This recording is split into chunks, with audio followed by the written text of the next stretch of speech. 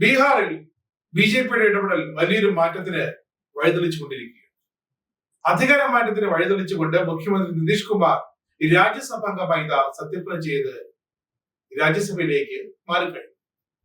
കഴിഞ്ഞ മാർച്ച് 30-നാണ് Nitish Kumar legislative council അംഗത്വം പോലും രാജിവെച്ചത്. പിന്നീട് അദ്ദേഹം ഒരു കാവൽ മുഖ്യമന്ത്രിയായി തുടരുകയാണ്. 2 ദിവസത്തിനകം മുഖ്യമന്ത്രി പദത്തിലും രാജിയുണ്ടാകും. പകരം മകൻ നിഷാന്ത് കുമാർ മന്ത്രിസഭയിലേക്ക് ഉപമുഖ്യമന്ത്രി പദമാണ് നിഷാന്തിന് നൽകുമെന്നാണ് ഏറ്റവും പുതിയ വിവരം. ബീഹാറിലെ ഏറ്റവും പ്രമുഖനായ നേതാവിന്റെ മകനായിട്ടും ഇതുവരെ രാഷ്ട്രീയത്തിൽ ഇടപെടാതെ മാറി നിൽക്കുകയായിരുന്നു നിഷാന്ത് കുമാർ. മെസ്ര ബിർള ഇൻസ്റ്റിറ്റ്യൂട്ട് ഓഫ് ടെക്നോളജിയിൽ നിന്നും സോഫ്റ്റ്വെയർ എഞ്ചിനീയറിംഗ് ബിരുദം കരസ്ഥമാക്കി സ്വന്തം വഴിയെ മുന്നോട്ട് പോകുന്ന ഈ യുവാവിന് രാജ്യത്തിന്റെ അധികാരമാണ് കാത്തിരിക്കുന്നത്. രാജ്യസഭാംഗമായി സത്യപ്രതിജ്ഞ ചെയ്തതിന് പിന്നാലെ നിതീഷ് കുമാർ 2 ദിവസത്തിനകം ബീഹാറിലെത്തി തന്റെ മുഖ്യമന്ത്രി സ്ഥാനം രാജിവെച്ചു. അടുത്ത ബീഹാർ മുഖ്യമന്ത്രി ഉടൻ തീരുമാനിക്കും. സാമ്രാട്ട് ചൗധരിയാകും. നിലവിൽ ഉപമുഖ്യമന്ത്രിയാണ്. സാമ്രാട്ട് ചൗധരിയാകും അവിടുത്തെ അടുത്ത ബീഹാർ മുഖ്യമന്ത്രി. അത് തീരുമാനിക്കുക NDA.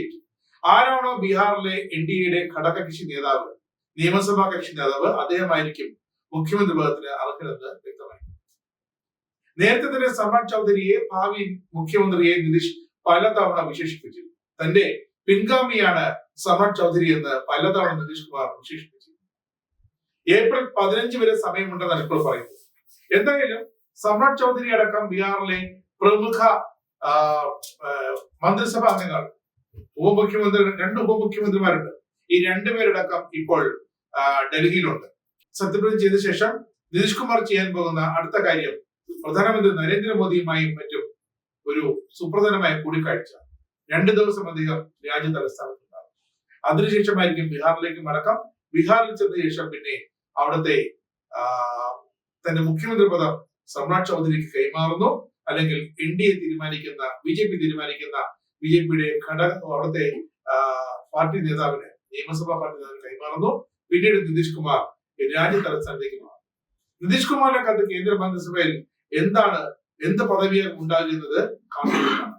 നിലവിൽ രാജ്യസഭാംഗമായതിനാൽ നിതീഷ് കുമാറിന് അർഹിക്കുന്നൊരു പദവി തന്നെ കേന്ദ്ര മന്ത്രിസഭയിൽ ഉണ്ടാകും. അങ്ങനെയാണെങ്കിൽ കേന്ദ്ര മന്ത്രിസഭയിൽ ഒരു പൊളിച്ചെഴുത്തുണ്ടാകുമെന്നാണ് ഏറ്റവും പുതിയ സൂചനകൾ. എന്തായാലും നിതീഷ് കുമാർ വളരെ വ്യക്തമായ നിലപാടുമായാണ് NDAയിലേക്ക് ഇപ്പോഴും തുടരുന്നത്. പതിറ്റാണ്ടുകളായി നിതീഷ് കുമാർ NDAയുടെ ഘടകകക്ഷിയാണ്. വാജ്പേയി മന്ത്രിസഭയിൽ 2024-ൽ അദ്ദേഹം കേന്ദ്രമന്ത്രിയായി സേവനമനുഷ്ഠിച്ചു. അതിനുശേഷം 2025-ലാണ് നിതീഷ് കുമാർ ബീഹാർ രാഷ്ട്രീയത്തിലേക്ക് കടക്കുന്നത്. ബീഹാർ നിയമസഭയിലേക്ക് ജയിച്ചു വരും.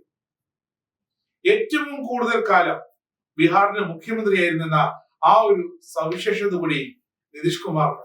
എന്തായാലും ദേശീയ തലത്തിൽ NDAക്കും BJPക്കും നിതീഷ് കുമാർ എന്ന അധികാരിന്റെ ആ കടന്നുവരവ് ദേശീയ തലത്തിൽ BJPക്ക് വളരെ, കേന്ദ്ര സർക്കാരിന് വളരെയേറെ ഗുണകരമാകുമെന്നതിന് യാതൊരു സംശയമില്ല.